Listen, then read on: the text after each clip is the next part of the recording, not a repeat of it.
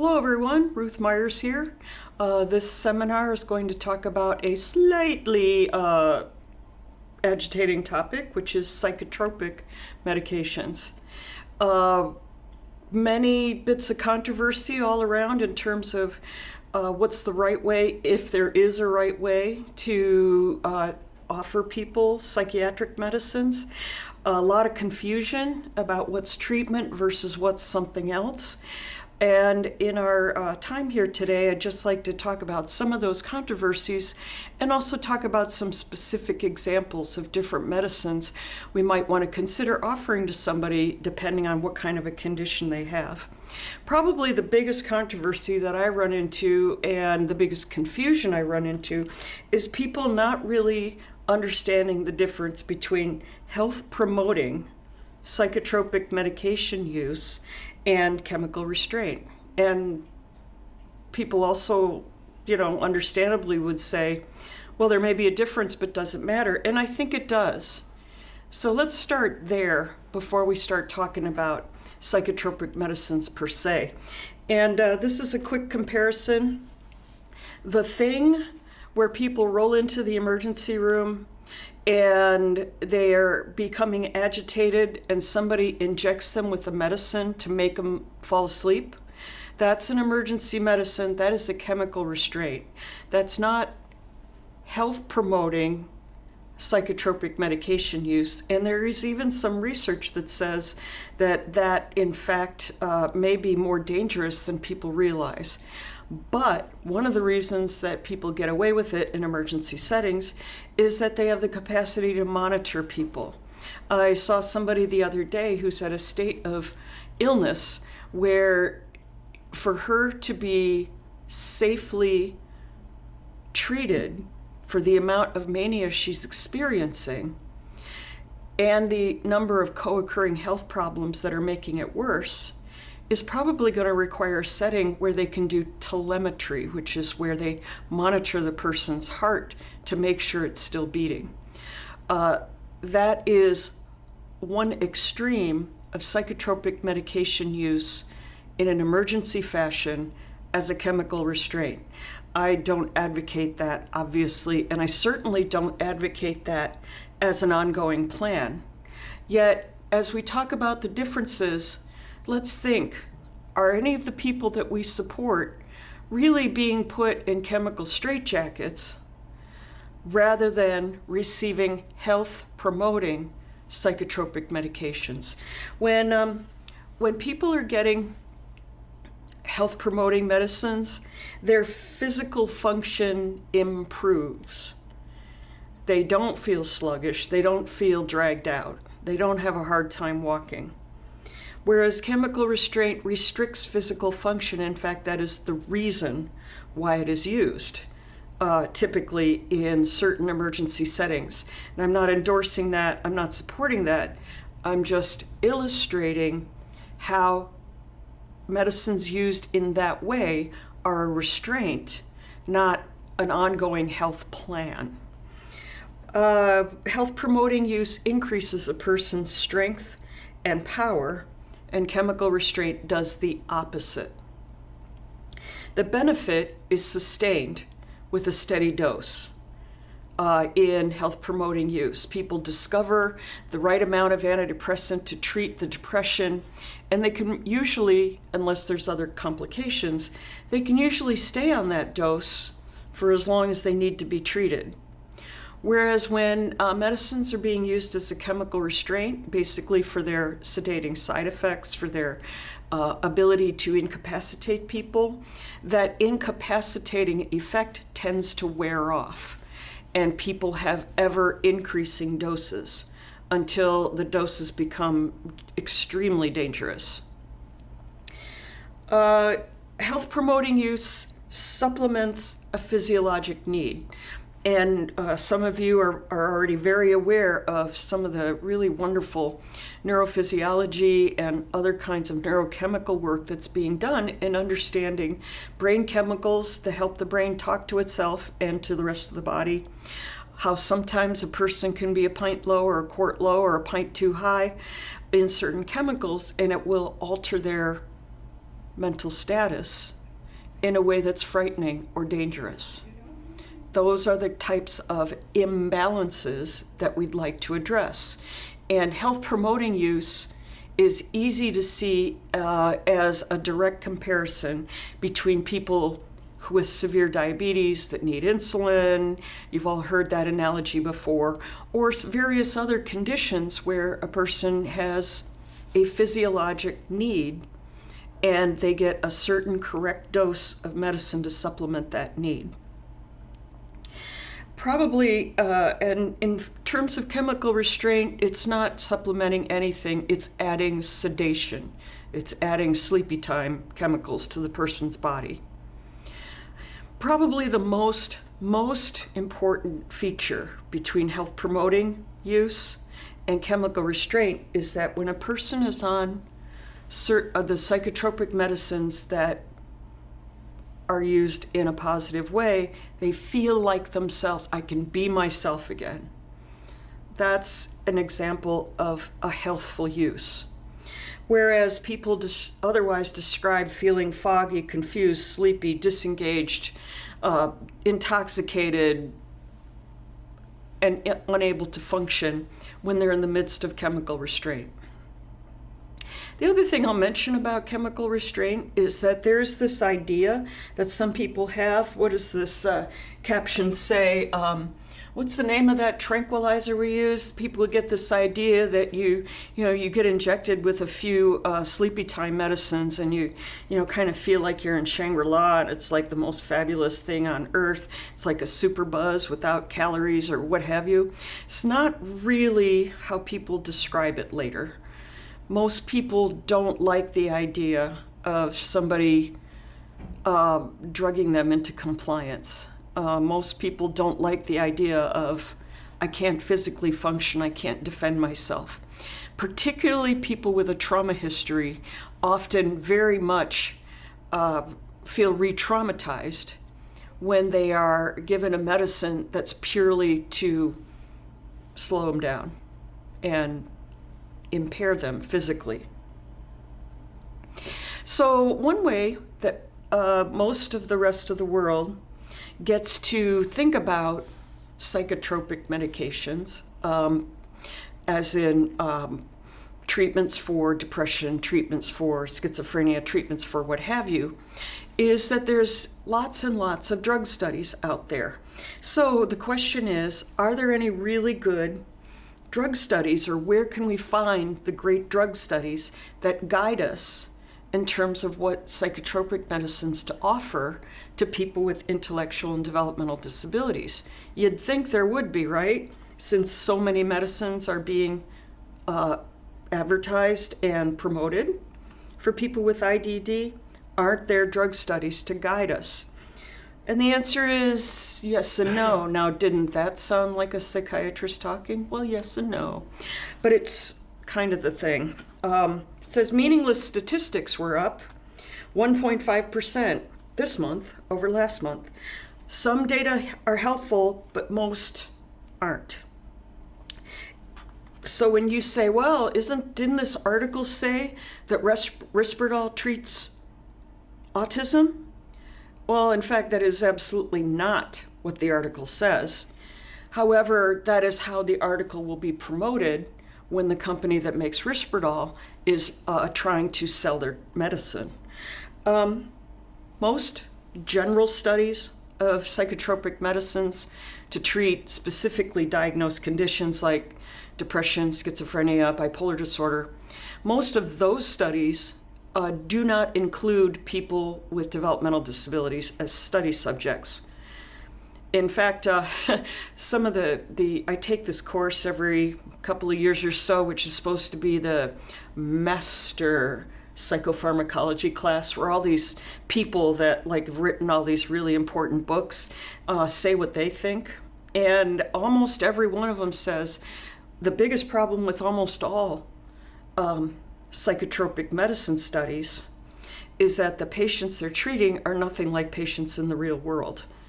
So instead of saying, let's do evidence-based practice, which means we practice according to what the studies tell us, they strongly advocate practice-based evidence, which is, what do we learn about treating real people in the real world?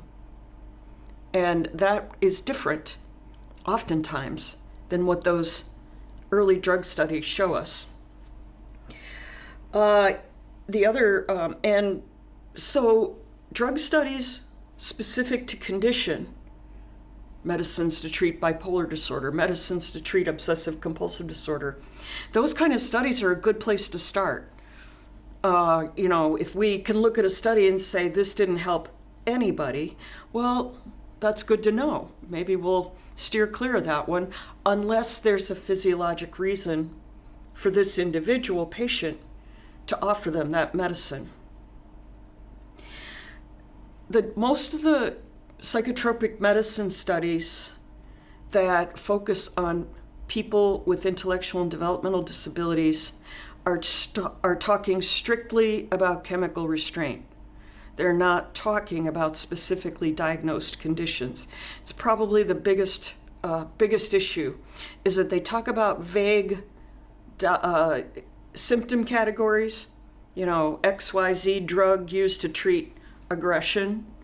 Well, there's that in-between thing where we got to figure out the cause of the aggression. Otherwise, it's purely chemical restraint. Or they use diagnoses that don't really mean anything, like intermittent explosive disorder, which is kind of like calling the flu intermittent vomit disorder. It's not a real diagnosis. It doesn't tell you. What's the test of a real diagnosis? It tells you how the person is feeling, and it gives you specific ideas about what to do about it. In my few years looking after people, I found that everybody who came to me carrying a diagnosis of intermittent explosive disorder had something else. And when we really understood the something else, we could offer the person much more effective treatment. In drug studies that include people with developmental disabilities, the point of view of the actual person is never listed, which is a big, big problem. They might ask caregivers and family members, well, did he seem to have any side effects? Which is useful information, but it's not the most important information, is it? Some of the writings by people with autism are really, really firm on this point. And some of the writings about other people with other disabilities is, what you think is helping me may be making me feel horrible. You gotta ask me. The real sponsors of the studies are typically hidden, or often hidden. There's a couple of pharmaceutical companies that are particularly corrupt in this regard. For example, one drug company heard that I was not going, when I was teaching a continuing medical education course to physicians about psychotropic medicines, this one pharmaceutical company had heard in one, their representatives had heard in one of my other lectures, I had said uncomplimentary things about the medicine they make. So they sent people to my seminar posing as students to try and drag down my evaluation scores. That's the degree of corruption. And I would not have believed that, except I made friends with the gal who collected all the evaluations. She said, yep, these are the ones from the drug reps from this pharmaceutical company, and they're quite a bit different than all your other evaluation scores. So it's hard to overstate the amount of corruption that is present in some pharmaceutical companies, but not all of them. The other big problem is that a lot of studies are hurried into the literature, and for all kinds of logistical reasons, but it's still very, very important to have that awareness that what we see in the first month or first year might not have much to do with what we see after that. And some just work very, very hard to avoid listing some of the more serious long-term side effects. And I'm looking at you, Depakote, which unfortunately has been marketed for everything on earth, but in fact, over the long term, has some really pretty terrible side effects. One of the reasons why Depakote was so slow to issue what's called a black box warning, which is a life-threatening potential side effect that every prescriber should be looking out for. Depakote can cause something called hemorrhagic pancreatitis, and what that means is the person will develop an irritation in their pancreas, the place where we make insulin and stuff, and they will develop a type of irritation in the pancreas that starts to bleed, and people with hemorrhagic pancreatitis can bleed to death in a matter of minutes to hours. And that is a rare but obviously important side effect of Depakote. And the first patients that were reported to have this side effect were people with developmental disabilities. And the makers of Depakote said, well, those patients don't count. So that's why we don't need to warn people to take this medicine. That was eventually overturned, and sure enough, valproic acid, which is the generic name, has a black box warning for hemorrhagic pancreatitis. The other thing is, many years ago, I was a substitute transplant shrink on a transplant team, which is very interesting. And I was impressed that the first 3 people I saw needed new livers because Depakote had killed their livers. And at that time, people were not being very diligent or being encouraged to be very diligent about monitoring the effects Depakote has on liver, bone marrow, pancreas, kind of important doodads there you got going on. And I'm really kind of jumping all over Depakote, aren't I? Well, you remember those first few patients that had hemorrhagic pancreatitis from Depakote, where they wanted to suppress the results? A couple of them were mine. Definitely got my attention. It's shocking, just shocking. So there's this gal. I wish I could show you her picture because she's just remarkable to look at. Her nickname was The Tank. 36 years old. She probably comes up to about here, up to my shoulder, and built like a fire hydrant, just really small and fierce. And although she doesn't look like she could do it, she actually throws people around pretty efficiently. She also had been blinded, and we were told that the blindness was a result of the long-term use of a medicine called Thorazine, which is one of the very first antipsychotic medications. I said, well, how did she end up on a dose of 2,000 milligrams a day when the max dose of Thorazine was supposed to be 600 at most? And this was because she, in fact, never had symptoms of schizophrenia. It was being used purely as chemical restraint because from the time she entered the facility, when she was 16 years old, she had this thing about putting people in certain places and putting furniture in certain places. And she happened to live with 7 other people. It's a group home model that often doesn't succeed. But in a way, it was sort of a good thing with her because she had a very clear mission in her mind that this person belongs here, this person belongs here, this sofa belongs here, and she was very, very fierce about it. And they called her the Tank because nothing could stop her. This only happened in her house, which was interesting. She had a job. She had a job helping to stack firewood. She loved doing that for some reason. She communicates without speech, and is thought to have profound intellectual disability. In fact, at 2,000 milligrams of Thorazine a day, I'm amazed that she could stand and walk. They said, well, it's really done a good job reducing the behavior. Is that because she's now sleeping 18 hours a day, so she's not awake as many hours to engage in the behavior? Yeah, that's pretty much what it was. Well, the people providing support to her cared very deeply and thought, this can't be right. This medicine is such a high dose. She's sleeping a lot. She's blind, and we hear it's from this medicine. We need to do something about this. We got to do something else. And so the first question, does she have a reason to be on this medicine? What are the reasons a person should be on Thorazine? Schizophrenia or acute intermittent porphyria? She had neither of those problems. Well, and then we want to say, well, why does she do this? And some people say, well, it's just a behavior, which is shorthand for we don't have the time, energy, bandwidth to figure it out. Well, let's just back up a second. What is it when a person tries to recreate a situation and they can't let go of it? They just can't let go of it.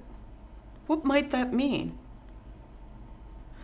The other thing we had was this local ophthalmologist who was supposed to be the great expert said, well, why should we bother trying to restore her vision? I mean, what does she need to see anyway?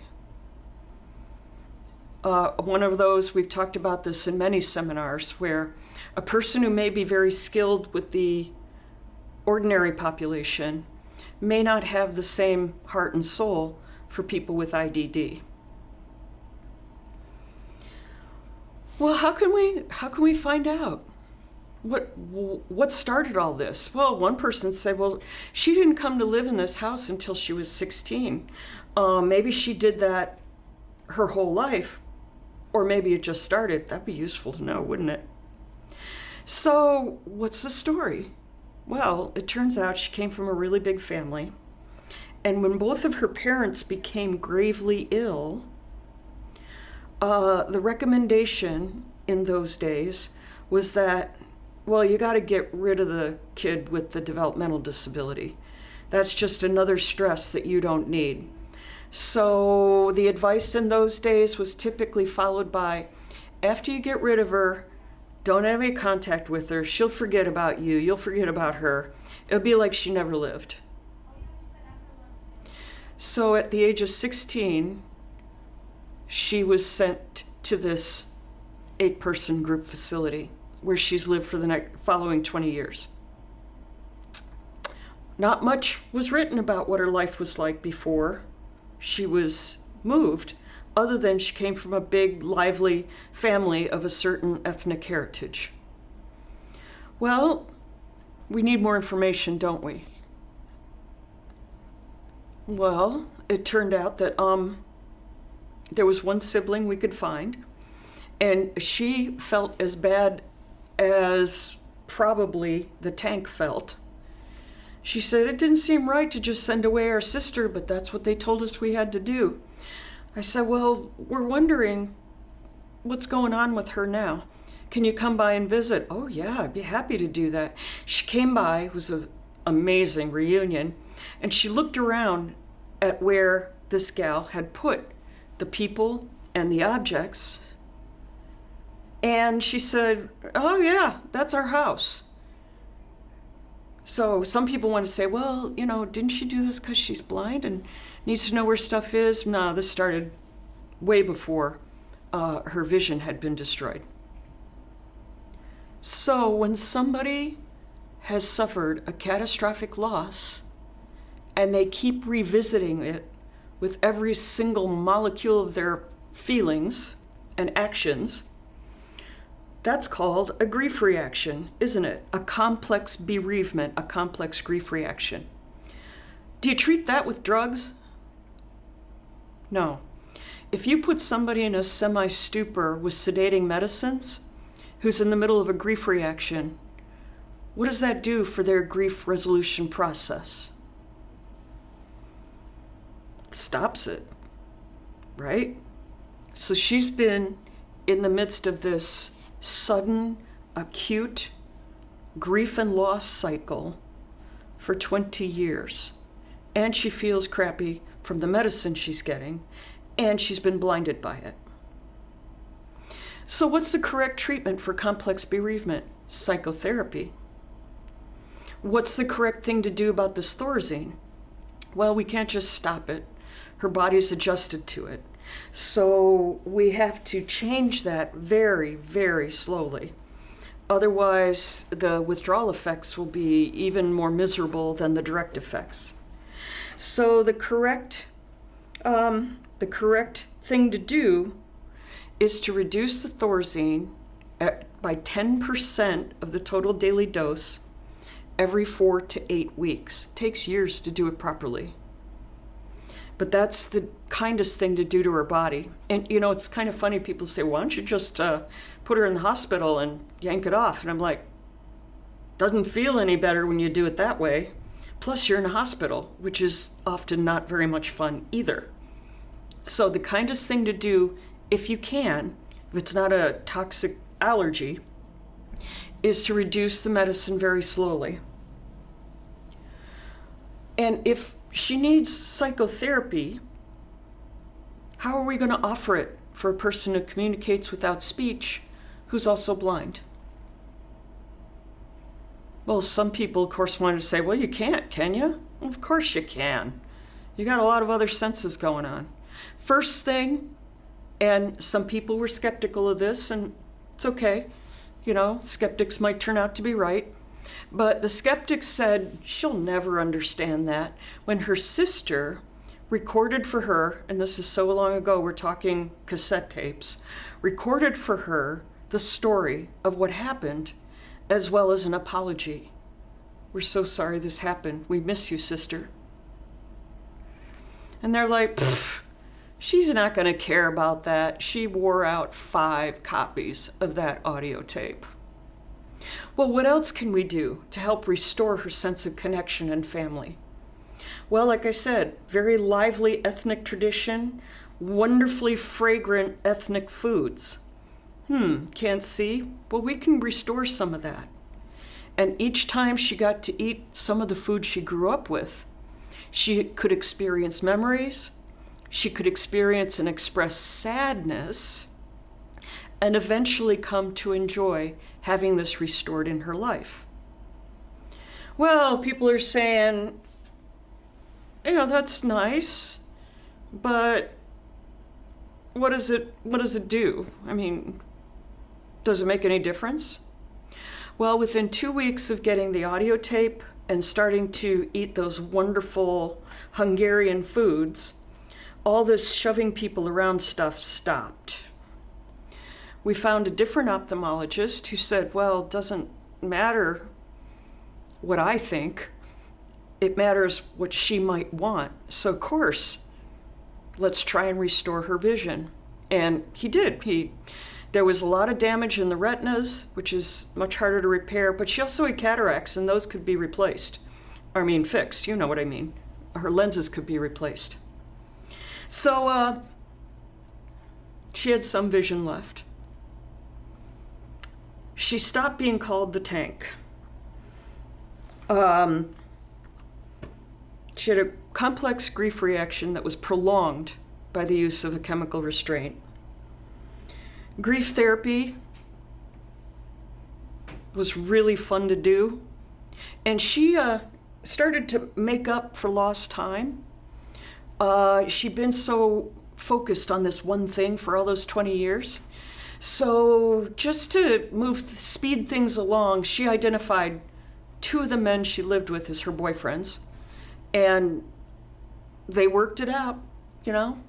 It was one of the first spontaneous polyamorous situations I ever observed, and they worked it out and continue to work it out 20 years later. The new ophthalmologist did restore some of her vision, and she still, though, you know, like I said, make enough for lost time. Even though she could navigate just fine, she could see pretty well. Anytime a really good, hot-looking visitor came to the house, she'd do this, oh, I'm so blind thing and pat their butts. and then just wait for the reactions of her two boyfriends that were typically observing all this going on.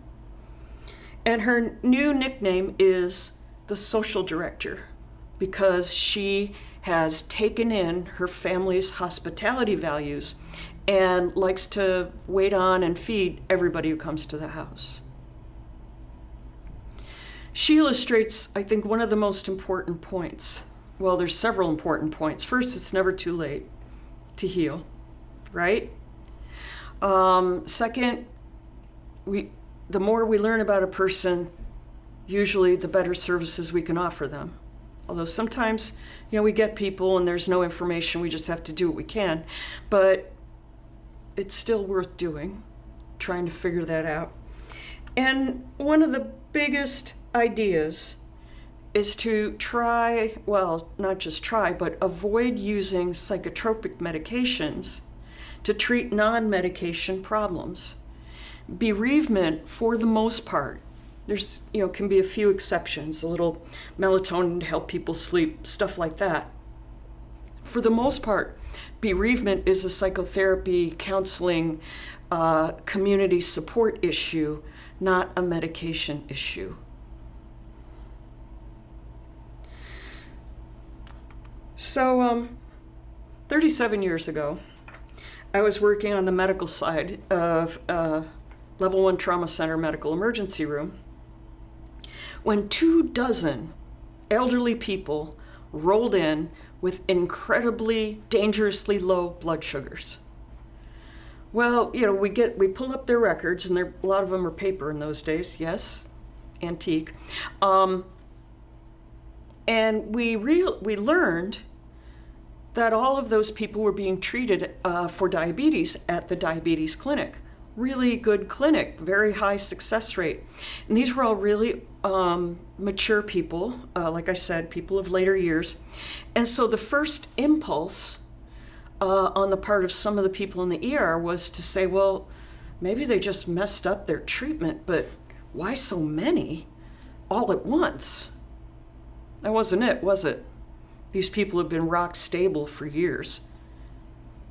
Well, it turned out that the diabetes clinic had heard about this fabulous new medication called ranitidine, or Zantac, which is a medicine that is often used to treat reflux. And they were thinking this could prevent inflammation and heartburn in these elderly people with diabetes. So they'd all been started on it, and it took a slightly obsessive-compulsive intern and two other doctors to figure out that class of medicines, the H2 blockers, so Zantac, Axid, Pepsid, Tagamet, those medicines amplify the side effects of other medicines. And in fact, adding Zantac had made their sugar pills, anti-sugar pills, work better, and they all dropped their blood sugars into the nearly lethal range. So that actually is the first scientific publication I was in. That was a long time ago. That was 2 last names ago, one step ahead of the feds. But anyways, the second idea is to subtract before we add, if we possibly can. For these people to be restored, they didn't need more sugar or a change in their stable medicine. They needed to get rid of the extra thing. There's a lot of non-psychiatric medicines that can influence people's behavior and mental health. This is a kind of a partial list, and these are just a few of the frequent flyers that can directly cause agitation and aggression. And you'll see very familiar medicines on here. Some of them, as you'll see in a minute, are also available over the counter. But Dilantin and phenobarbital, notorious. Why most people that have a choice don't take those medicines for seizures. H2 blockers, the Zantac, Axid, that group I just said. Alpha blockers are a type of blood pressure medicine. They can cause depression. They can also cause irritability and aggression and agitation because they mess with your thinking chemicals. Same with beta blockers. ACE inhibitors very, very rarely activate people. Those are medicines like lisinopril or enalapril. Water pills very commonly overconcentrate other medicines and make them more toxic. And nobody does very well when they're dehydrated. I kind of wish that water pills would go away, but that's one of those medicines that still needs to be used from time to time. Pseudoephedrine, or as the great allergist once called it, speed, tends to activate a lot of people, not everybody. Phenylpropanolamine is a old-timey diet pill that used to be available over the counter, still is. It's part of Dristan.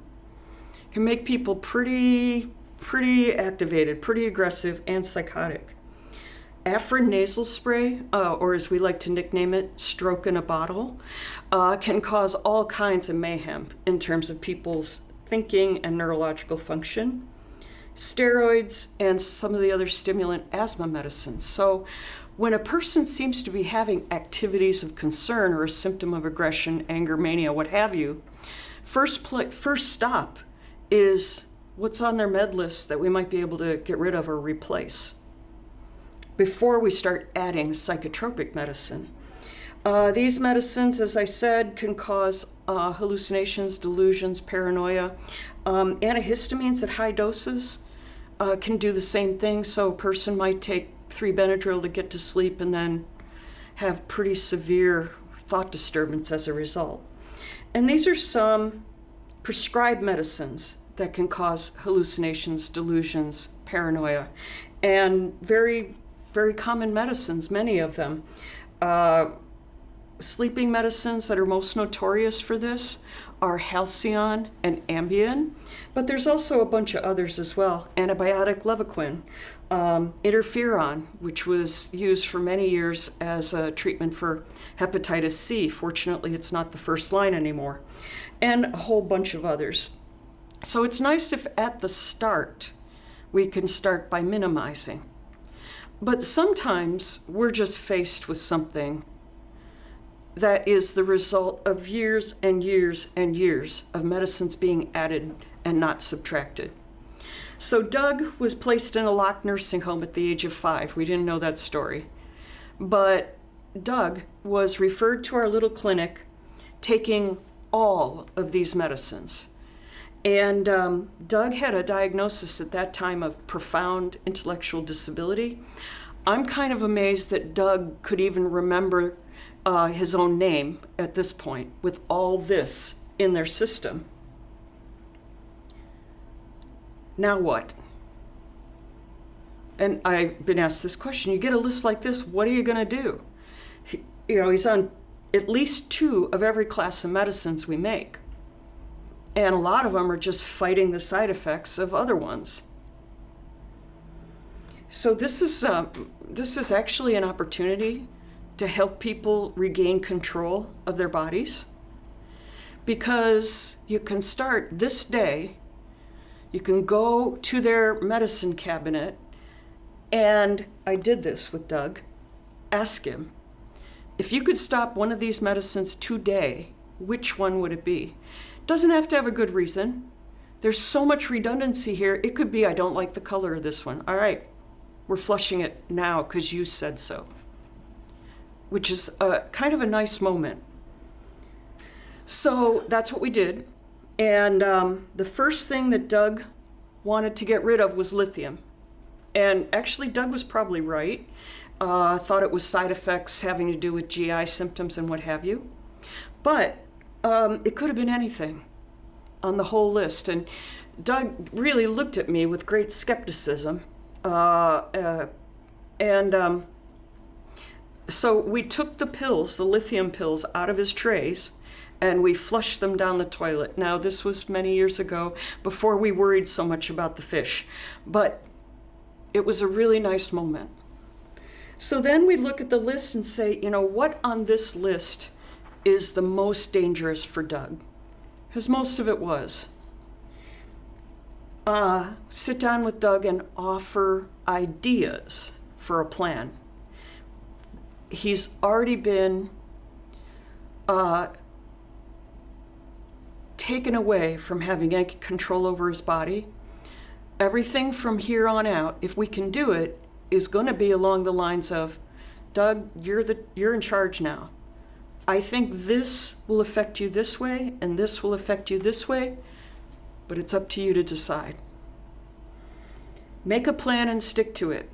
And for somebody that's on this many medicines, it's going to be gigantic charts and colors. And if a person can't read the words, then we'll tape pills to the chart and, tape pills to the calendar and then snatch them off when it's time to be done. It's elaborate, but it's also recovery. So, Doug wanted to get rid of lithium, so we got rid of lithium that very first day. Now, the other thing is you'll hear people say, well, you should really reduce medicines one at a time. And others say, yeah, if you've got good enough observers, you can probably do more than that. So again, put the question to Doug, and Doug said, I'm on too many pills. And he further said that he wouldn't live long enough to get rid of all those medicines if we did it one at a time.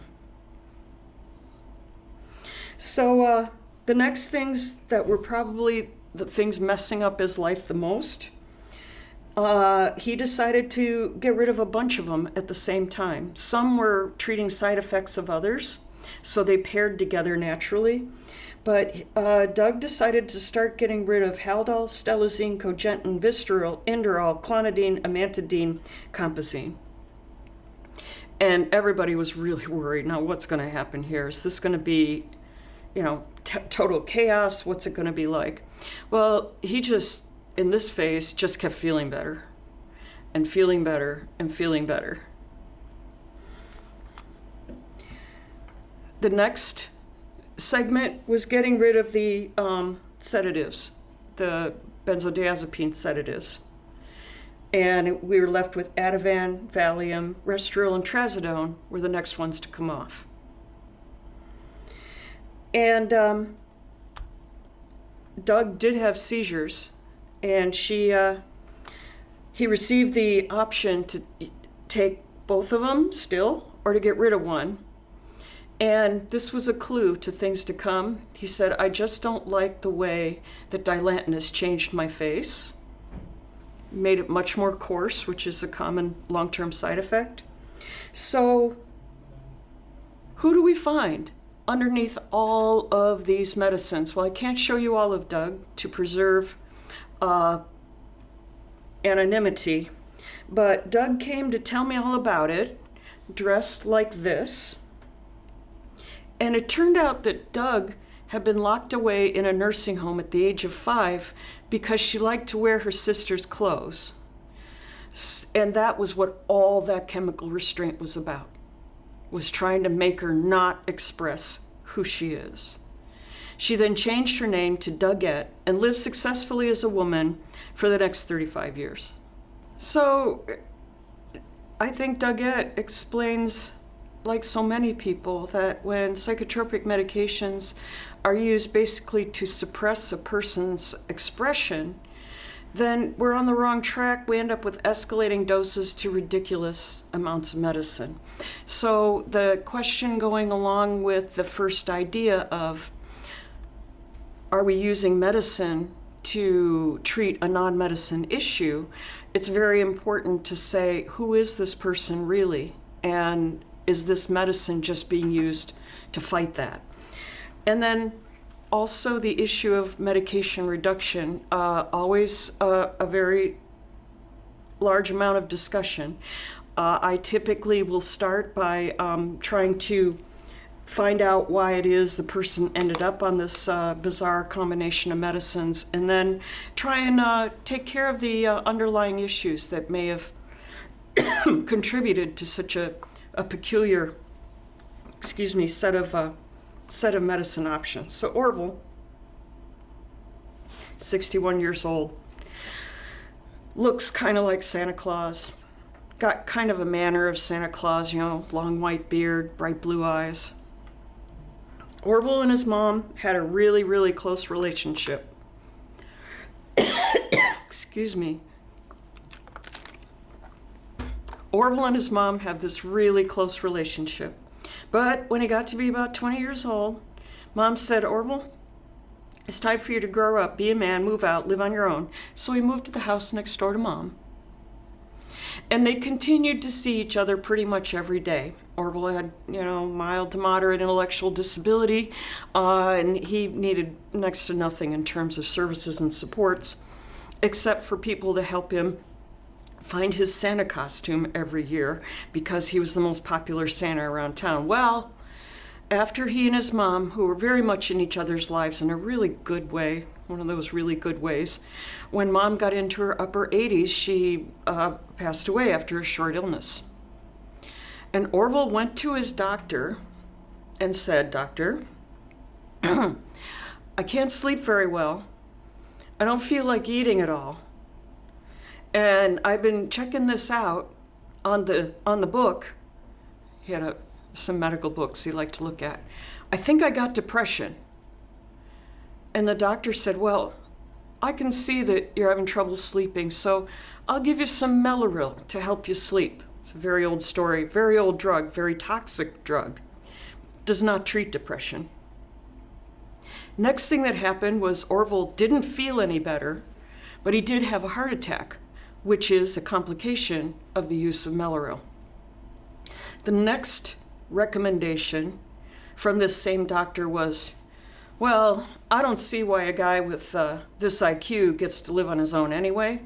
So, and since he's had a heart attack, we should put him in a nursing home. And obviously, he doesn't have any use for cardiac rehab.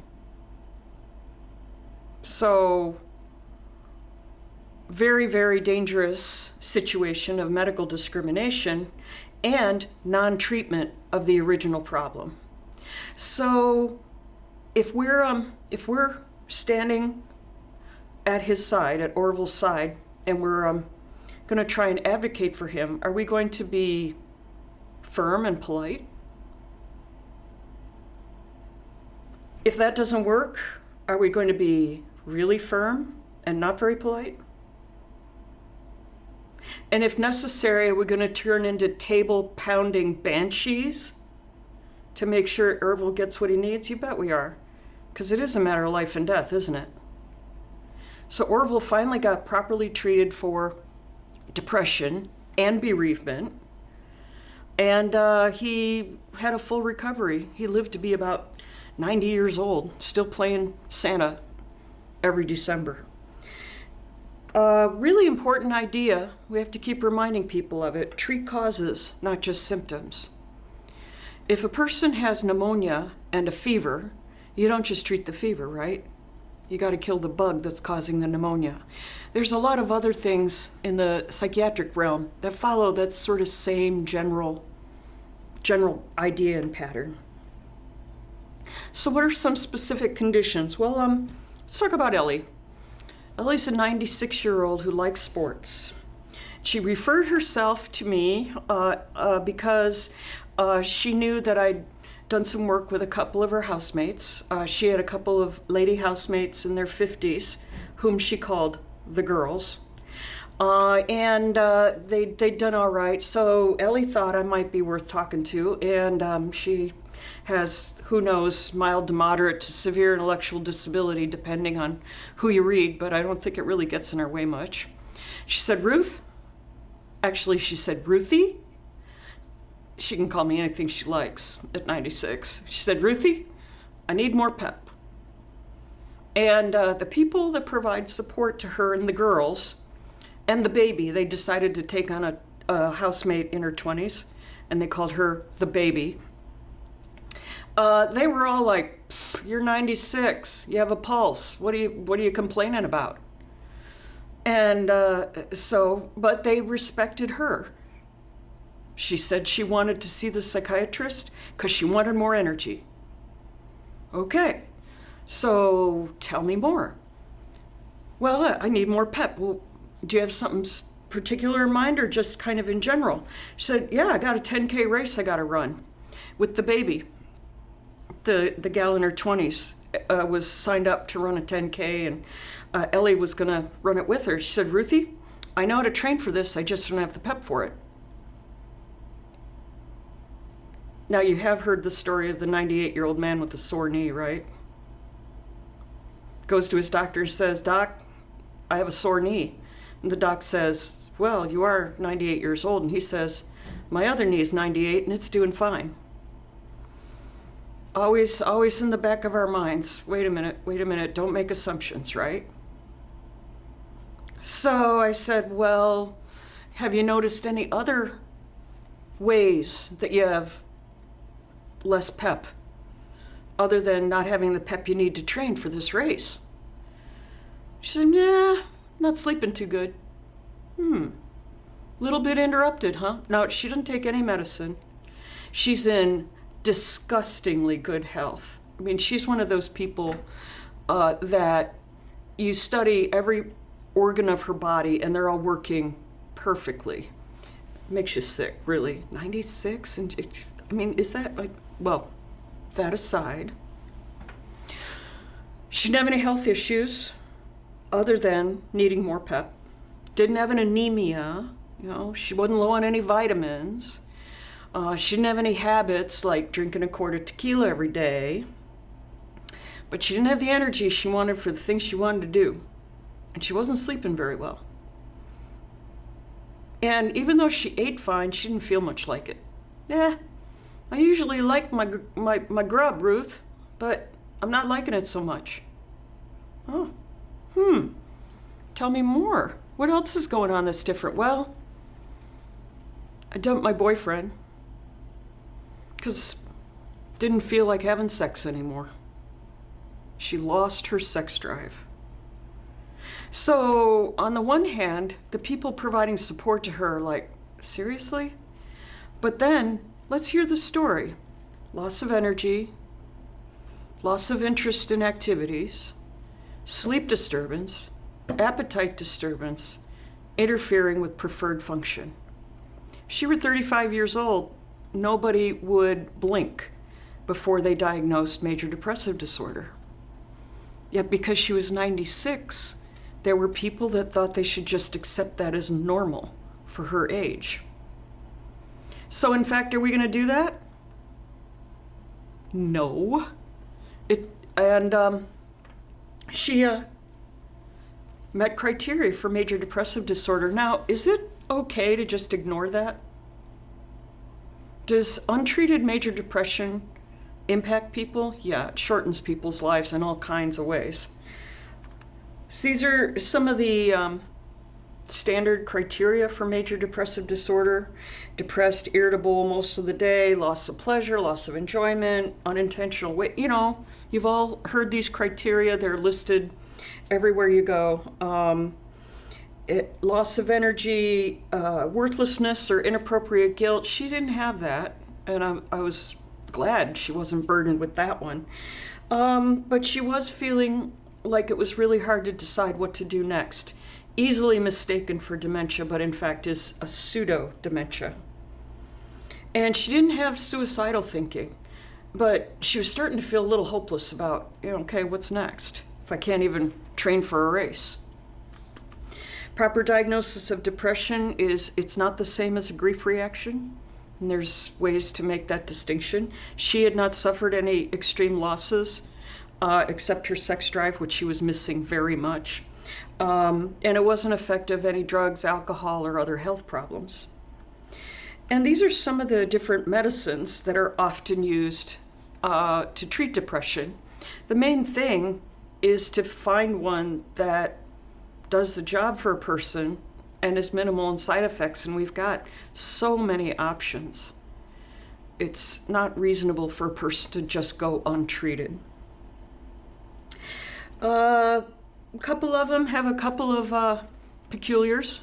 For example, Cymbalta or duloxetine, it's kind of hard for people to taper off that once they've been on it. It sometimes helps people, though, that also have pain along with depression. Couple of them help people gain weight if they need it, particularly mirtazapine, also called Remeron.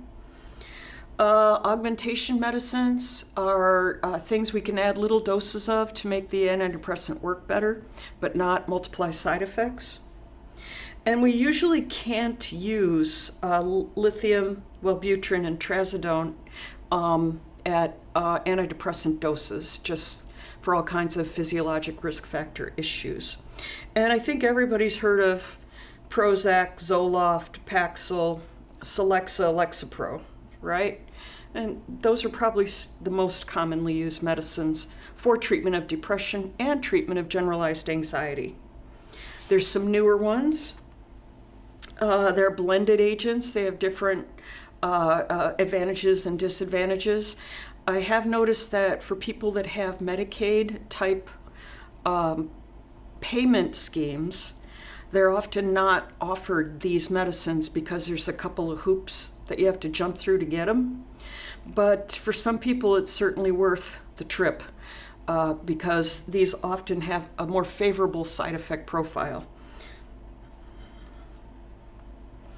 And then some of the more important new treatments or old treatments that keep getting resurrected.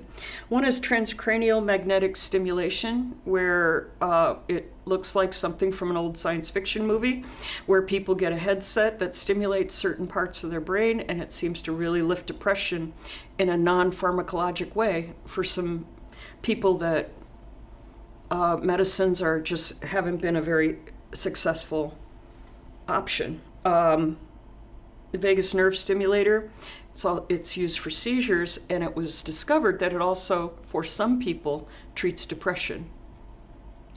Electroshock therapy or electroconvulsive therapy is got a terrible reputation, but in fact can be a life-saving treatment offered properly to the correctly selected individuals.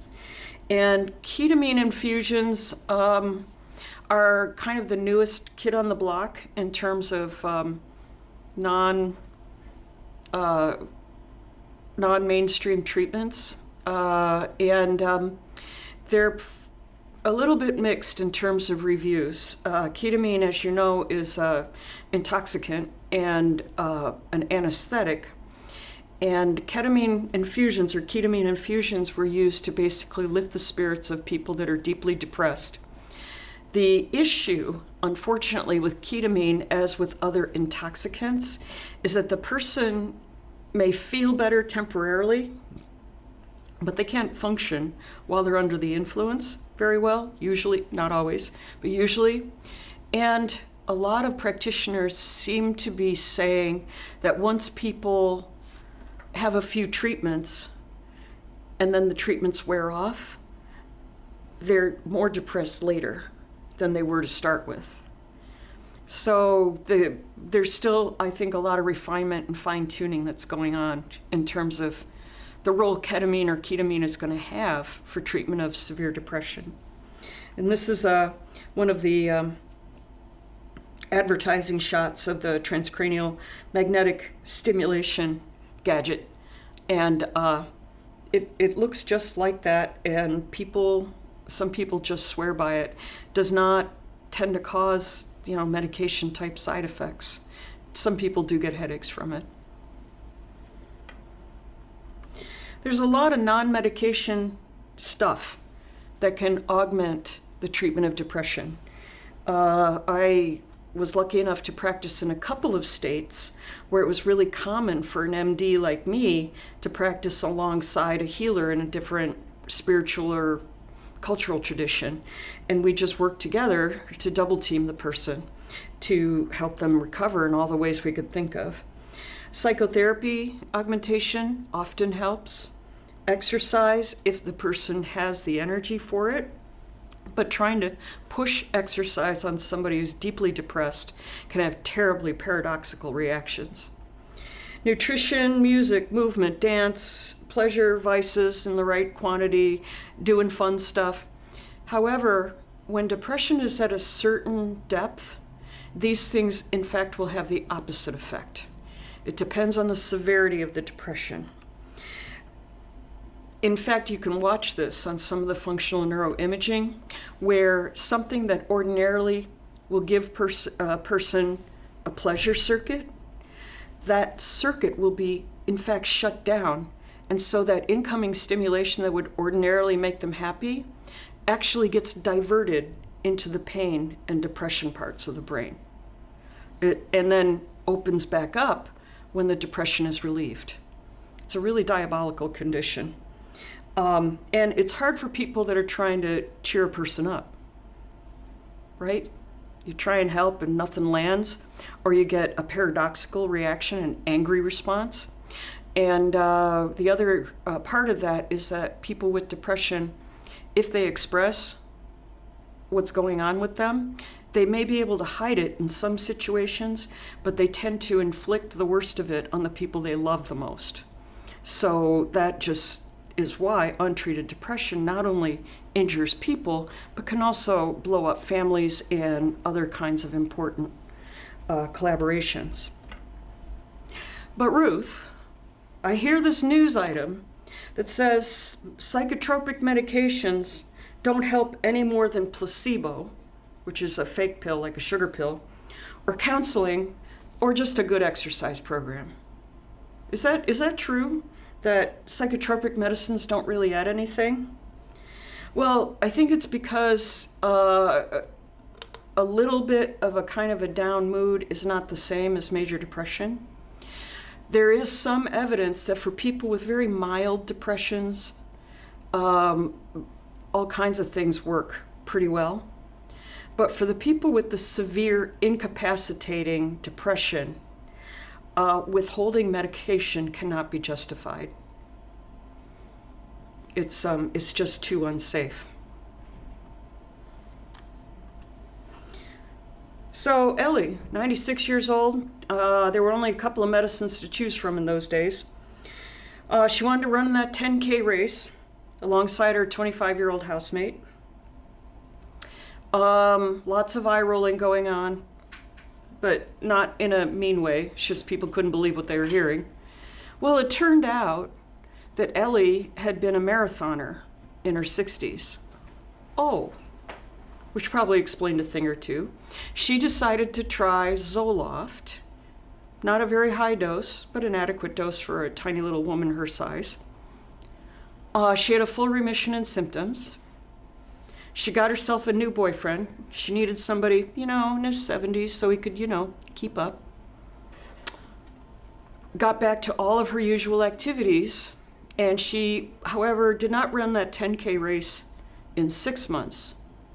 It took her 8 months to be trained up enough to do it, and she beat the snot out of her 25-year-old housemate. She was a powerhouse. Last I heard, Ellie was 104 years old and was spending her spare time teaching aerobics to old people. Like, who's that, right? Idea number 4 is that we ought to be open to all the possibilities and all the people. Otherwise, we'll prematurely shut out treatment options. So Larry is a 46-year-old man, works as a custodian, and he's referred for evaluation of amazing masturbation. Extraordinary masturbation. 25 ejaculations a day.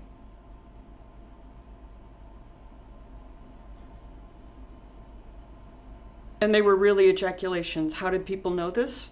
Well, he did seek privacy for this personal sexual activity, but then they would be able to find out later, which is all kinds of euphemistic reporting in his chart. In addition to those 25 ejaculations a day, Larry was taking 1,400 milligrams of an old medicine, I mentioned it before, called Meloril. It was supposed to reduce his sex drive. Imagine if he wasn't taking it. Oh. Unfortunately, back in the day, he had survived back in the day, it was very common to give anybody with an intellectual disability who had evidence of a sex drive, they were given medicine to try and suppress that, and which is horrible, of course, and led to situations like this, where every time he had an episode which was usually about a week long, where he was basically masturbating all the time, he'd get a higher dose of Mellaril. And as they looked at the calendar, they realized whereas originally he would have a phase like this, starting 20 years ago, every 6 months, now he's having them every 6 weeks. And people were saying, well, this isn't safe, and second, this isn't how he usually is. And that, sometimes when people hear this story about this amazing capacity for masturbation, their first question is, so what's the problem? Which you could get that, why people would go there. But they said, well, number one, while this is going on, he doesn't sleep at all. Number two, he loses interest in everything else. Number three, whatever boyfriend he has at the time ends up breaking up with him. So each time he has a phase like this, it kind of ruins his life. Now, if that's truly something he's choosing, okay. Well, how does he look? Really happy. When this is all going on, he's a very happy man. Okay, so it's probably not post-traumatic. Some people have PTSD symptoms of this type. It's not PTSD. And he doesn't look anxious. He just looks really happy. And the other thing, and this was the thing that convinced us we need to really, really look into this, is that after he has a week like this, he crashes and he's miserable for days. Can't get out of bed. Okay, now we're getting it. Why anybody thinks this is a problem. So, where's some places we can get information to help inform us about what might be driving this? He communicates without speech. His facial expressions are very, very helpful. He's happy, he's expansive, he's full of joy during these spells, and then he's practically immobilized after the crash. Well, do we have any family psychiatric history? Would it be interesting to know that his mother, father, siblings, aunts, uncles, cousins, and grandparents all have bipolar disorder, and all had their first manic episode in their mid-20s characterized by hypersexuality. But when it was Larry's turn, because he had a developmental disability, somebody just thought he had an inappropriate sex drive. And so he's had to wait now 20 years to get treated for bipolar disorder. What are the criteria for bipolar disorder? This is a manic episode. Manic episode is pretty classic type of a finding if a person has the typical happy manic episode. Not everybody does, right? There's a point at which a manic person becomes extremely miserable. They can't stay still, they can't get comfortable, or they may have what's called dysphoric mania, which we'll talk about in a second. People have all the energy in the world, they're more talkative, you can't interrupt, their thoughts are going 1,000 miles an hour, they're distractible. They keep trying to do more things and more things and more things. Let's start a new business, let's buy 3 new cars, let's get 4 new sex partners. Really, really extreme for that given individual. And people kind of lose their inhibitions, so they often get caught up in stuff that could get them in trouble that they might not otherwise engage in, like too much spending or too much gambling or a lot of sexual relationships with unknown people and no protection like that. This can be caused by certain drugs of abuse, so we always have to be on the lookout. There's certain health conditions that can cause a manic episode. Most notoriously are steroids, but there's others as well. And for people with what's called bipolar disorder type 2, they don't develop a manic episode unless some clever psychiatrist, such as myself, puts them on an antidepressant and triggers it. So this is a long list. This is medicines that can be used to be treated can be used to treat bipolar disorder in pretty much anybody. We tend to avoid lithium and Wellbutrin in people with IDD because of the difficulties of monitoring and seizure risks. Probably the most common one that's used in general practice is Depakote, valproic acid, highly promoted for this particular indication. However, there are other medicines that work at least as well that have nicer side effect profiles. Trileptal is a cousin of Tegretol, can be very helpful, particularly for people that just don't necessarily like all the effects of Tegretol. Topamax is kind of cool. Some people really like it because they lose weight on it, which is different than almost all the other medicines we offer people. Lamotrigine is the most favorably reviewed and researched medicine for young people with bipolar disorder. We can often get more than one benefit if we use certain medicines. Many of these medicines also prevent migraine headaches and treat seizures and help attenuate the symptoms of post-traumatic stress disorder. Because, like we talked about in other seminars, all this stuff kind of lives in the same very delicate piece of brain real estate, and sometimes treating one can help relieve the other, and so on. Non-medication aspects of treatment of bipolar disorder, probably the most important is sleep preservation. Also really important, I think, to educate the individual and others is that many of these conditions contain perceptual gifts or insights that are not available to the ordinary population. And there's many kind of famous creative people or famous entertainers that help describe this part of having bipolar disorder. What happened with Larry? Well, Larry got treated with the same mood stabilizer that helped every single person in his family. He didn't lose his sex drive. We very gradually took him off of the Mellaril. And from that time on, he had no further spells of this type. He was able to go back to his job and keep it. He was able to get with the nicest of all of his boyfriends and stay with him, and basically enjoy all the different aspects of his life without having it all blown up every 6 weeks with this type of a manic episode. And if we weren't on video, I'd be showing you his picture. He really wanted this story to be told, and so does his long-term boyfriend. But I wanted to make absolutely sure he knew what that meant. He communicates without speech. I was pretty sure, but I wanted to make absolutely sure.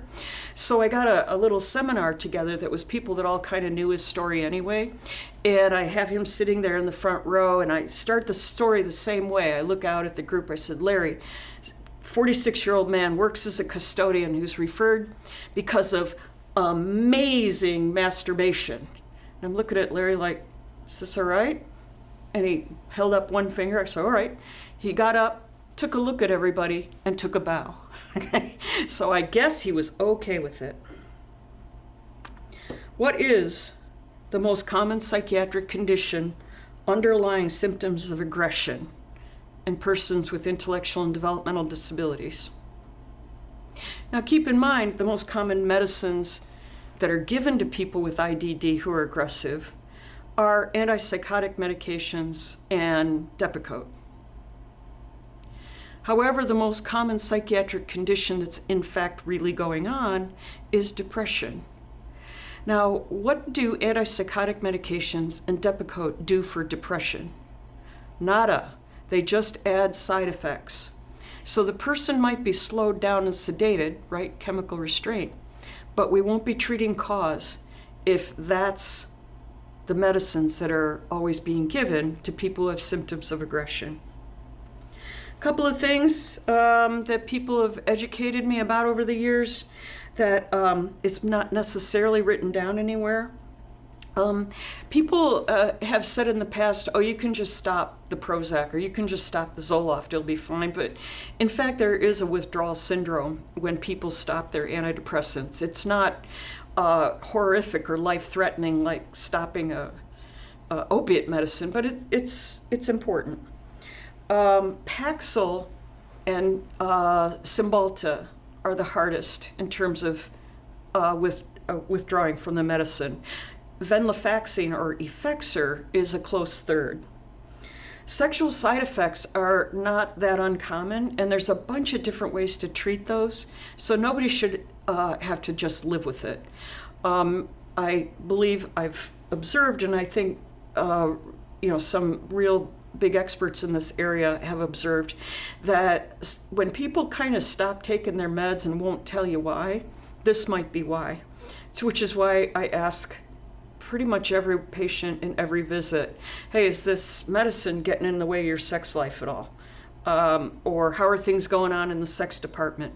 Basically offering people the opportunity to tell me so I can offer them some ways to fix that.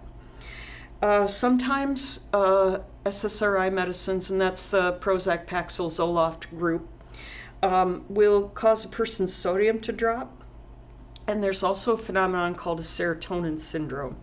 And it can be very serious, it can be life-threatening, so it's really important that people know the symptoms: flushing, diarrhea, confusion, inappropriate, meaning unintentional urination, and so on. Some conditions almost always require treatment in a continuous way. Years and years ago, when medicines were mostly being used as restraints, people would advocate what's called medication holidays, where they just stop all the medicines. And I kind of get the logic behind that. Often people were on, buckets of medicines without real clear benefits. However, if a person is stable on their psychotropic medication, it's almost always a bad idea to stop the medicine. People will ask this. Sometimes people will have one episode of depression, they'll get relief, and after 6 months or a year or so, they'll say, well, can I go off the medicine? And there's no hard and fast rule. Most of us will counsel people that there is a chance depression will come back, and when it comes back, you might need to look into different treatments. This treatment may not work as well. However, it's ultimately, of course, up to the person, but that is the sort of counseling I would offer them. People with bipolar disorder have it a little harder. People go off their mood-stabilizing medicines, or they miss a couple nights of sleep that will often trigger a cascade that can last for months. It's really, really hard on people.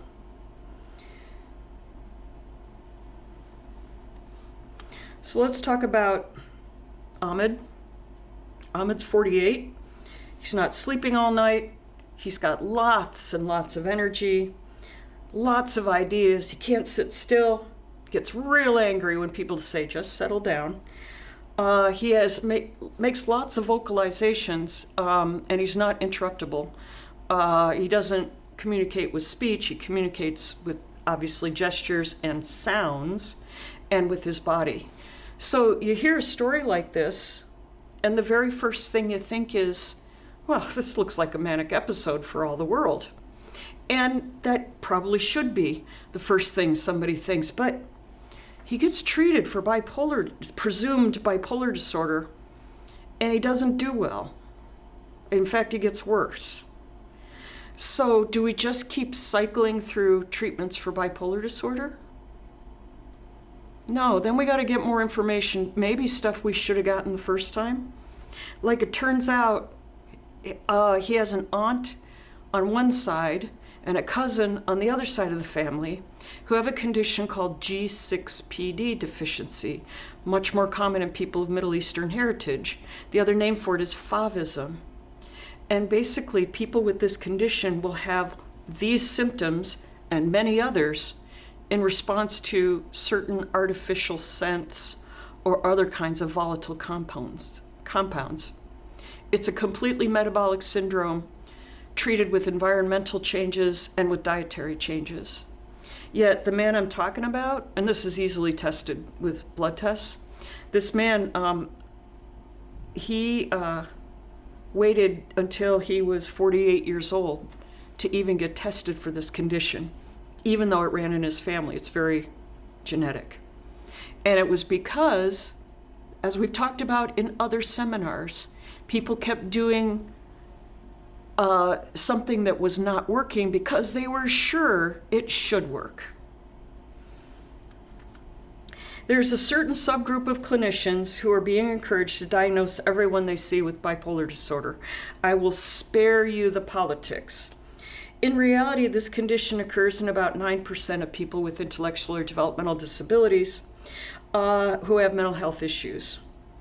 Plus, there's also the encouragement for clinicians to diagnose everybody as being on the spectrum or having some subtype of autism spectrum disorder. Really important that, if a person's doing beautifully well, we don't need to fool with their diagnoses, right? But if they're not doing well, it should be one of our very first steps is to reevaluate diagnosis. Sherry is 23 years old, has a horrific trauma history. Everything you could imagine, starting with when she was a toddler, her mother tying her and her siblings down to the furniture and lighting the house on fire in an effort to try and burn them to death. Mother went to prison for this. It was just ghastly, and this woman has marks on her body from this. And everybody who's worked with her says, well, all this other stuff she talks about, it's got to be trauma related, right? What's that tunnel vision thing we talk about? It turns out that she has had auditory, visual, and tactile hallucinations for at least 10 years. And they've always been dismissed as manipulative behavior or post-traumatic. Yet, the emergence of hallucinations and delusions in the early teen years, what's that a textbook for? It's a textbook, obviously, for schizophrenia. And when people really do have schizophrenia, they do better in all the areas of life when they get proper medicines, if they need medicines at all. We did talk earlier about recovery model, and we also talked about schizophrenia and bipolar disorder in other seminars. So it's not 100% sure that a person will need medicine for a long period of time or even a short period of time, but they should certainly have the option. And this gal we just talked about, she finally got adequate doses of antipsychotic medication. Hallucinations went away. Doesn't matter. Well, she doesn't have those hallucinations anymore. She doesn't damage herself anymore. She's got a boyfriend. She's got friends. She's got 25 hobbies. It kind of makes a difference, doesn't it? These are some of the medicines that are pretty commonly used. I have favorites. Most psychiatrists have favorites that they use more than others. The atypical antipsychotic medications were in fact new when I was in training. So that's Seroquel, Zyprexa, and Risperdal, and Geodone. At the time when, you're going to love this, when they were first provided, they were supposedly free of all side effects. We know better than that, don't we? And they were supposed to take the place of those bad old first generation antipsychotics that had all those bad old side effects. In fact, they all have side effects, some worse than others. The first generation medicines still have some utility for some people. And the ones that you'll see used most often would be small doses of haloperidol, Haldol, not high dose. High doses are typically not good for people. And middle side effect medicines like Trilofan or even Stelazine when you can get it. Latuda is pushed for bipolar depression with psychotic features, but it's not my favorite, and everybody has their story, right? But most people I've worked with who take Latuda get some rage and anger out of it that isn't good for them. How long does it take for an antipsychotic medication, except for one? All the other antipsychotic medications take how long to alleviate hallucinations or delusions? And you'd think it must be really fast because of people that are very psychotic getting injected with them as soon as they arrive in the emergency room. Well, it turns out the antipsychotic part, the alleviation of the hallucinations and delusions, that takes 3 or 4 days. There's a whole bunch of side effects sedation part, and that's typically, I think, the reason why people are getting those injections right away.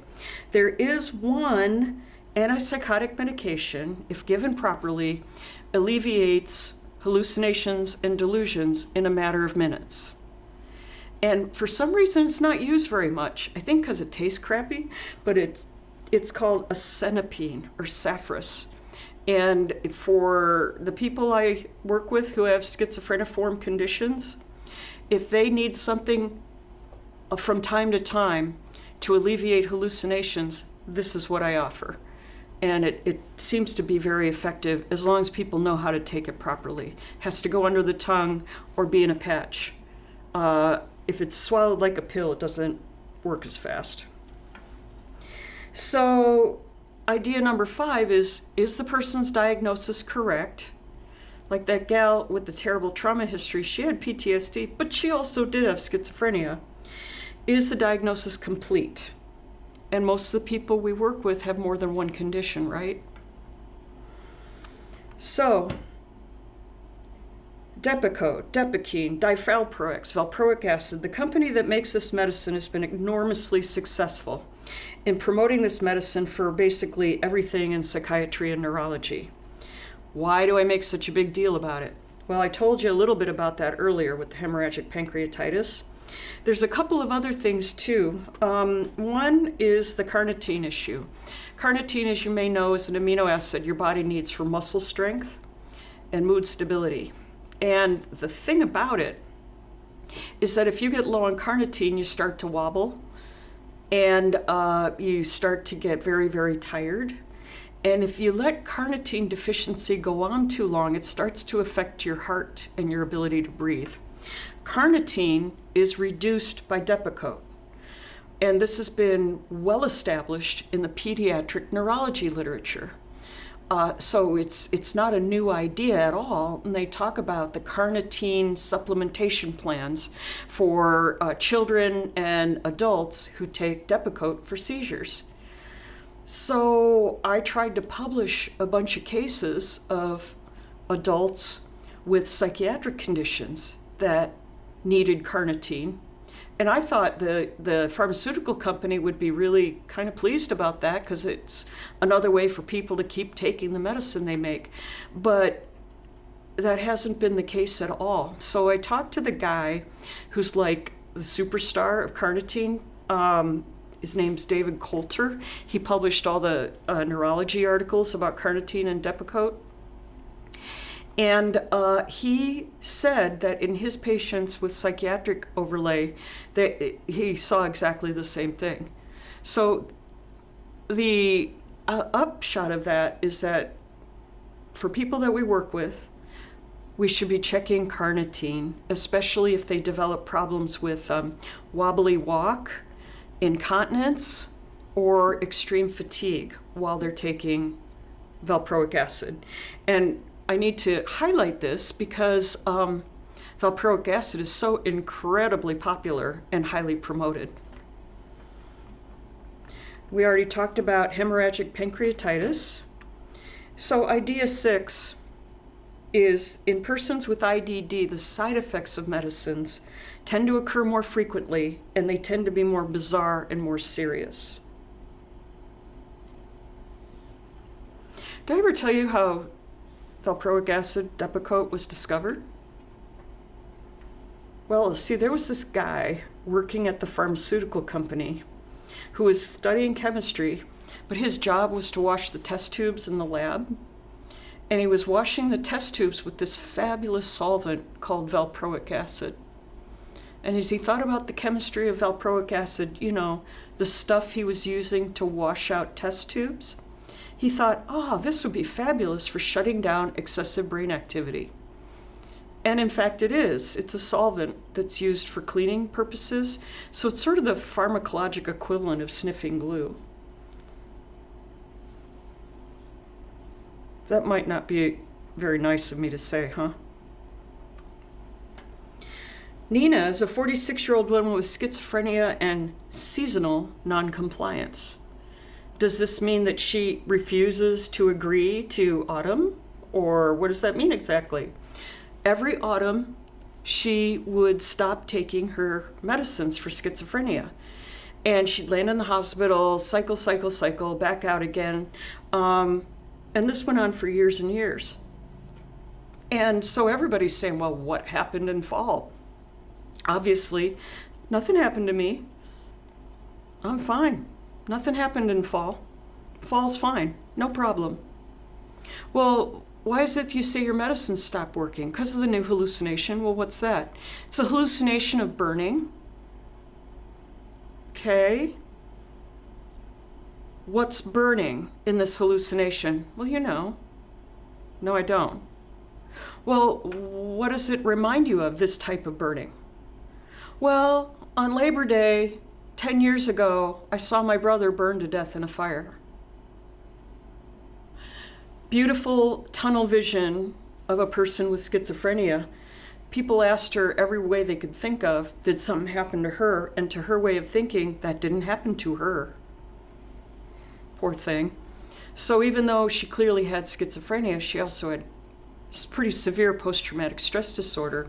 And the fact that part of the flashback was an olfactory flashback really confused the diagnosis because it just seemed like another hallucination. She did really well. James was a 50-year-old ex-football player who had delusions and hallucinations. And every time he got on antipsychotic medication, he got worse. There were people with schizophrenia in his family. And so everybody knew when he got to be about 18 and started to have hallucinations and delusions, they knew that it obviously must be schizophrenia like everybody else in the family. Until he was scanned, and it turned out he had chronic traumatic encephalopathy from football, and that's what was causing the hallucinations. Totally different treatment strategy, but it took years to get there.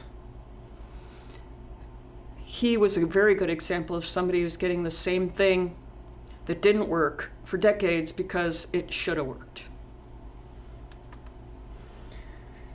Susanna is 43 years old, referred because of bizarre occult delusions. And she was referred to me because they said, she's got some kind of personality disorder. I mean, look at all that stuff she does to herself. She had marks on her body. And she claimed that these people in this cult had carved things onto her body. And this was in a rural part of Colorado, and there was a lot of geography that was occupied by who knows who. So I said, well, I think that we should look into this. No, don't be stupid. You don't give in to that. She's just, leading you around, blah, blah, blah. Well, and she did that to herself. She put those marks on herself. I said, well, some of those places are places she can't reach. Yeah, well, she just got one of her other character disorder friends to do it for her. We're not going to be bothered with this, blah, blah, blah, blah, blah. Long story short, she was being pursued by a cult. Cult members tried to kill her by burning her to death. She survived, and it turned out that the people that kept dismissing her were in the cult.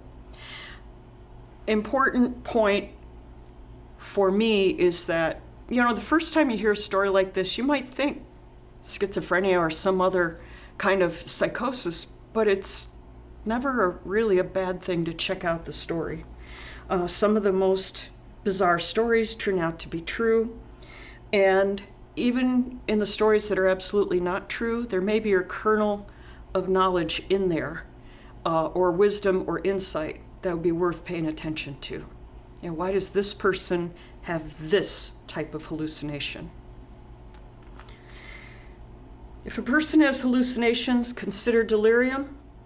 Consider the overlap with people with post-traumatic stress disorder. Don't forget hallucinations in other senses besides auditory and visual. And don't forget Bonnet syndrome, or release phenomena, which is if a person is losing a sensory faculty, one of the manifestations of that can be hallucinations in that sensory faculty. So the treatment might be to repair cataracts, not start the person on antipsychotic medication. Severe anxiety can cause a brief reactive psychosis that should not be treated with antipsychotic medication.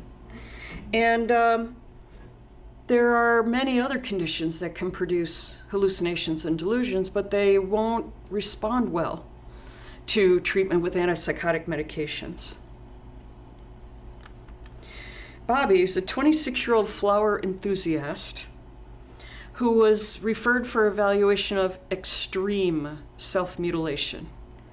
He had injured or destroyed every surface of his body.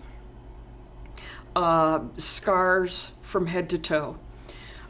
He was originally thought to only do this during waking hours, but it turned out he would get jagged objects so that he could tear up his insides while he was sleeping.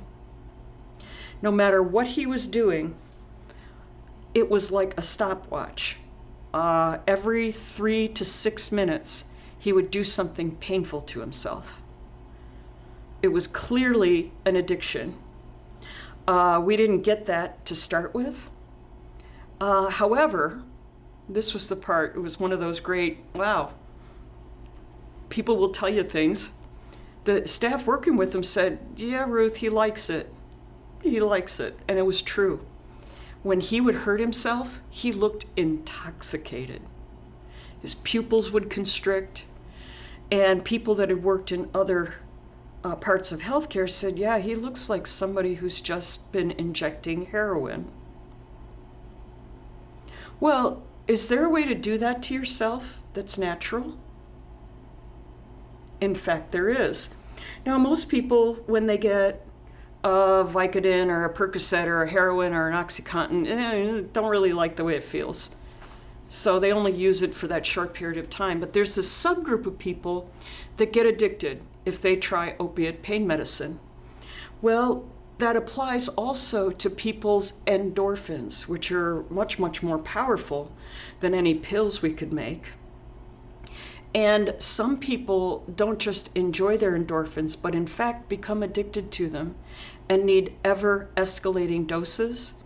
And the way to do that is to hurt yourself, get in fights, do scary stuff, and that will rush the endorphins throughout your body. If you want to test somebody to see if they've developed an endorphin addiction, the way to do that is to do a spinal tap and measure the level of endorphins in the brain.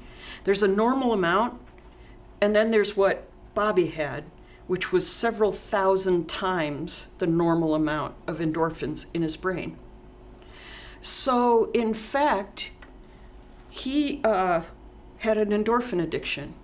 And I think we see this in other people, greater or lesser extents, depending on the self-harm activity. This is a situation where, carefully, we have to withdraw the person from their own endorphins without harming them or making them more miserable.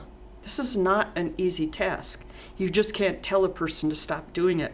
One gal I worked with who had this problem, somebody decided what they would do is just completely isolate her body and restrain her body so that she, as far as they knew, she couldn't harm herself. She dislocated bones, she bit off her tongue, she did all kinds of things to herself to keep that endorphin rush going. Turns out it can be, you can withdraw somebody. First, we find out if the person has ongoing pain that needs treatment, because sometimes that's how it gets started. Oh, wow. And like for Bobby, somebody had done a tonsillectomy and not given him pain medicine. And because he has profound intellectual disability, blah, blah, blah, they didn't think he needed pain medicine. And that was his first dose of pain. And he got to liking it, apparently, after that. People will look like they are intoxicated on an opiate, constricted pupils, intoxicated, constipated, the whole thing. The injury, the self-harm, occurs right on schedule as soon as their level starts to drop. And for all of the people we studied with this, they had a family history of addiction to narcotics or alcohol. I think that's interesting. It's like that's how the gene affected these people. So to withdraw him, we placed him on naltrexone. He needed a big dose. And then we gave him medicine to help him through the withdrawal. And we got our extra consultation from people that worked in a heroin detox center. And they had the best ideas, you know, certain medicines, certain non-medicines. Oh yeah, you're gonna see this. It was pretty fabulous, the kind of help we got from those people. Substance abuse conditions in people with IDD are a little different than in the general population. For example, what is the most commonly abused hallucinogen in people with IDD? Well, a lot of people would say, well, how about marijuana? It's, you know, it's not even illegal a lot of places, but in fact, that's not the case. The most commonly misused hallucinogen is inhalants, and they're incredibly toxic and addictive. So sniffing glue, paint, gas, things of that nature. People will present with unusual symptoms in association with the chemicals they might misuse. And there's also the factor of involuntary use, that is, caregivers drugging people to obtain compliance with abuse or just to obtain compliance, or what have you. I just got a referral of somebody whose family members gave him a combination of oxycodone and insulin to sedate him.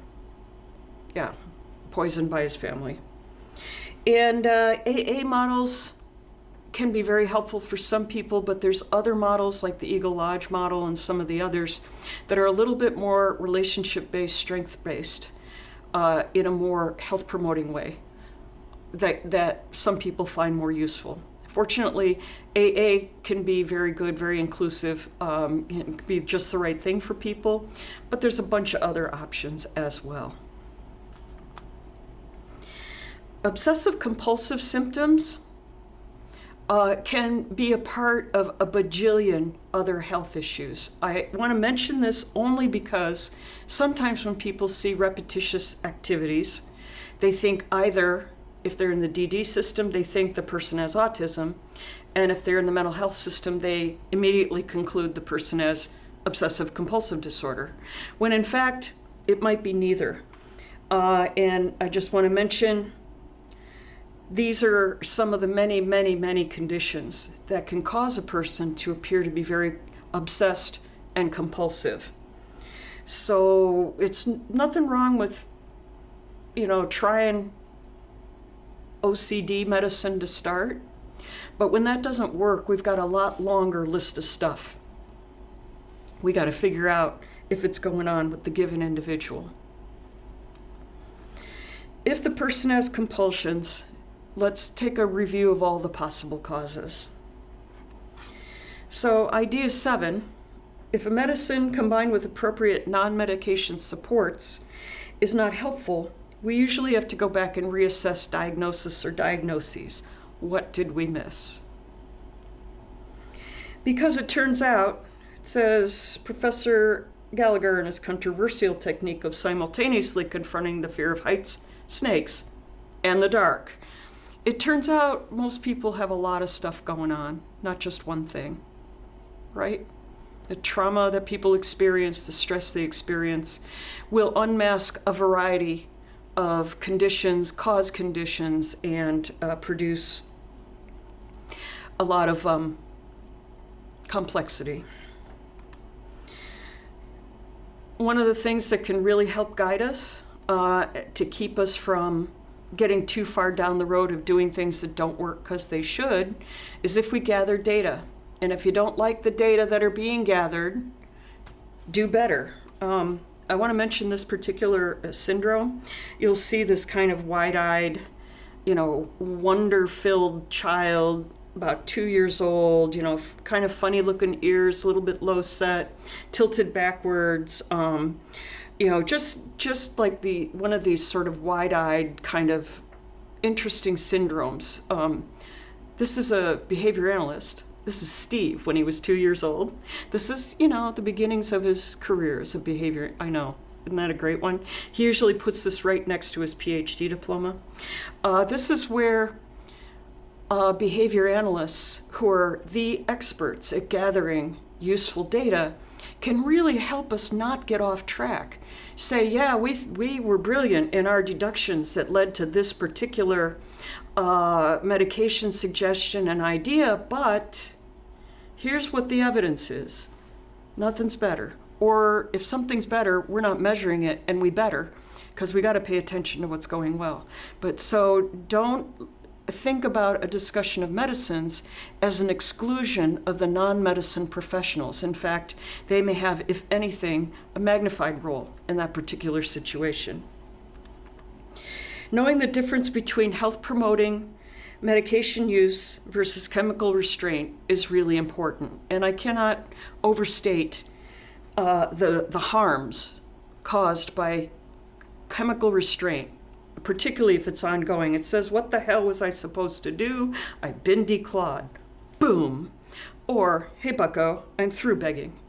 Suppressing, restraining doesn't end well.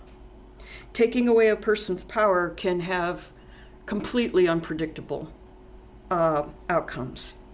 Let's summarize the ideas, right? Let's not use medicines to treat non-medication issues. Subtract before we add, if possible. Treat causes, not just symptoms. Be open to all possibilities in all people, no matter how well we think we know them. Make sure diagnosis is both correct and complete. And be aware that side effects are a much bigger issue for people with IDD. And most of all, if a medicine isn't helping, let's go back. What did we miss? Where can we get more information? And what can we offer that's not just more of the same? Because then we find that people refer to us as kegs of gunpowder ready to explode turn out to be, in fact, a collection of fine wines waiting for an opportunity to be opened, to breathe, and to be appreciated. Thank you for considering this way of offering psychotropic medicine.